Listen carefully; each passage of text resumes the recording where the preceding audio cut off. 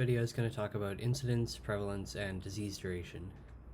So prevalence is the amount of disease in the population right now, and it's a function of everyone who has gotten the disease who is still alive. So yeah, it's the amount of people who have the disease at one slice of time, and those who had the disease in the past and died aren't represented. It's only those who are alive right now who have the disease. So this is what the structure of the data would look like. Kind of, it would have the number that are disease positive, the number disease negative, and the total population, which is just those two combined. And prevalence is the number diseased, so in this case 20, over the total population size, so 100. So the prevalence is 20 diseased people out of 100 people in total, so 0.2, or a prevalence of 20%. Incidence is the amount of newly occurring disease in the population over time. So it requires two measures. It requires one to figure out who is disease negative, and they're who you're worried about, and then following over time and waiting a bit, and then measuring again and seeing who has become disease positive. And those represent newly occurring cases over some specified period of time. So there's two major kinds. Cumulative incidence, it's good for closed populations like this, where you can see no one is leaving over time, everyone's followed the whole time, and no one's added halfway through or anything. And that's what a closed population is. These cases could have occurred really at any time, but we're just putting them at the end just for simplicity. So there's 4 people at risk. That's our denominator. It's the 4 people at risk at the beginning. 2 events occurred at some point over the 4 years, and there were 2 people where the event didn't occur. So the cumulative incidence is the number of events, 2, over the number at risk, 4, so 0.5. Incidence density is the same numerator as the number of events, but instead of using the number at risk, we're using the number of time contributed by each person in total. And in that way, it's a true rate. It has units, so it's not a proportion. And yeah, this is how we're representing someone who enters the study late, and this person also leaves the study early. That could have been because they died of something other than the disease we're interested in, or because they moved away.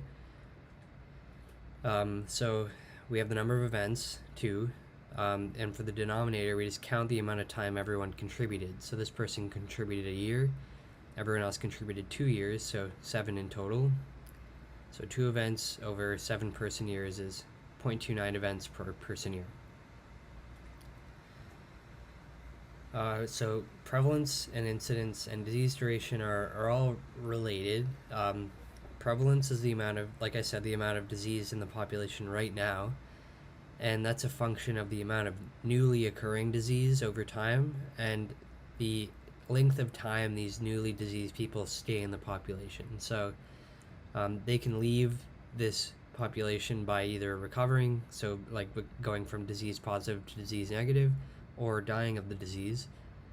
So the amount at any given time is a function of the amount that is being added and the amount being taken away.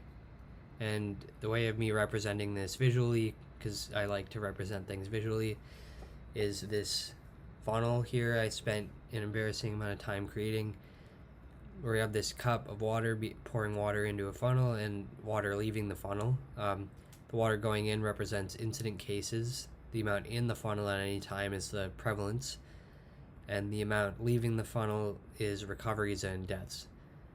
So this is a steady state right now where the amount of new cases coming in is equal to the amount that are recovering and dying, so the prevalence is staying constant. If we were to raise the incidence by pouring faster without changing the amount of recoveries and deaths, then the prevalence would increase, because we're increasing the amount coming in without decreasing the amount coming out. So the prevalence in the population will increase. Similarly, if we start to pour slower without changing the amount leaving, then the prevalence will decrease, because the amount coming in is the amount of newly occurring cases has decreased, but the amount leaving the population has stayed the same. If we hold incidence constant, but we somehow come up with some way to make people have the disease longer. So say there's some disease we can't cure, but we found a way to make people live longer. And a common example of this is cancer. So we might not be able to make people go from disease negative to disease positive, but we might be able to increase the time they spend in the population. So the amount trickling out the bottom has decreased, and therefore the prevalence in the population has increased. If we decrease disease duration, well, not that we would be doing that, but if disease duration is decreased, so the number of newly occurring cases has stayed the same, but people are dying right away or recovering right away, that means that the amount leaving this prevalent population has increased and prevalence has decreased. So just to kind of illustrate, prevalence is something that we take at some given time. Like we choose a time, and the structure of the natural history of the disease is going to dictate the prevalence we find. The way I'm representing this is this blue X for each person is their date of diagnosis, and the red circle is when they died. So, for example, this person had a really long disease duration, and this person had a pretty short one. If we decide to measure prevalence on year 3, this is the date we measured it, duration of the disease that people have is going to influence who we are more likely to capture in this measure of prevalence. So you'll see that people who had longer disease duration were more likely to be captured. I made it kind of like perfect here, but even if we were to take it at many of these other options, we would have captured more likely these people with the longer disease duration.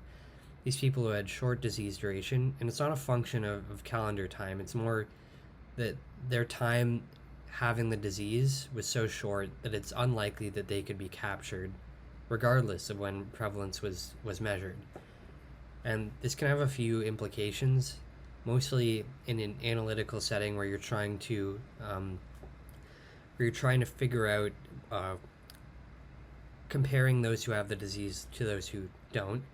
These people who are more likely to be captured are living longer, and there might be some factor related to why they're living longer. This can be problematic because these might represent a healthier subset of all those who have the disease. Say there's some exposure, like exercise. Even if you find out that these people are more likely to exercise than the average population, you might falsely think exercise is causing them to have the disease, but in reality exercise is just causing them to live longer and causing them to be more likely to have the disease, or more likely to be found with the disease.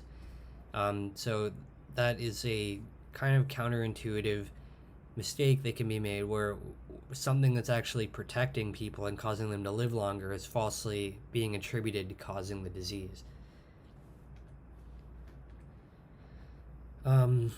Still on the analytical side of things, we're looking at prevalence ratio, which is just the prevalence of the disease in exposed and unexposed. We can use this this here, prevalence as a function of incidence and duration, to kind of expand this, where now prevalence ratio is a function of the incidence in the exposed and disease duration in the exposed, and same with non-exposed. And it's pretty common for disease duration to be unrelated to exposure, so those who are exposed and unexposed live with the disease for the same amount of time, because we're typically more interested in exposure changing the incidence, so changing the likelihood that someone gets the disease. If we have reason to believe that the exposure has nothing to do with how long you live once you have the disease, or we have no reason to think that it's related to that, then this this equals 1, basically. The duration exposed over non-exposed, this duration ratio is 1, and that basically means our prevalence ratio can estimate the incidence ratio, And prevalence is significantly easier to measure. You only need to take one measurement.